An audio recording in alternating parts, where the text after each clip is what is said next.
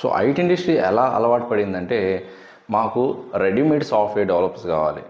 ఇక్కడ readymade software developers అంటే మీకు already some hands on experience ఉండాలి, ఏదో ఒక ప్రాజెక్ట్ చేసి ఉండాలి, మీరు ఏదైతే టెక్నాలజీ మీద జాబ్ సెర్చ్ చేస్తుంటారు. అంతేగాని మేము హైర్ చేసుకున్న తర్వాత మాకు ట్రైనింగ్ ఇవ్వాలి, ఒక 6 months ట్రైనింగ్ ఇచ్చిన తర్వాత మేము బాగా ఎక్స్పర్ట్ అవుతాము, ఆ హ్యాండ్స్ ఆన్ ఎక్స్పీరియన్స్ వస్తుంది, అప్పుడు మాకు ప్రాజెక్ట్లోకి మీరు మ్యాప్ చేయండి అనే సిస్టమ్ ఇప్పుడైతే ప్రజెంట్ చాలా వరకు తగ్గిపోయింది.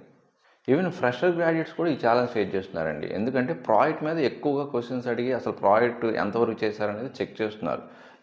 ఎవరికైతే కొంత హ్యాండ్స్ ఆన్ ఎక్స్పీరియన్స్ ఉంటుందో వాళ్ళకి ప్రిఫర్ చేస్తున్నాయి కంపెనీస్.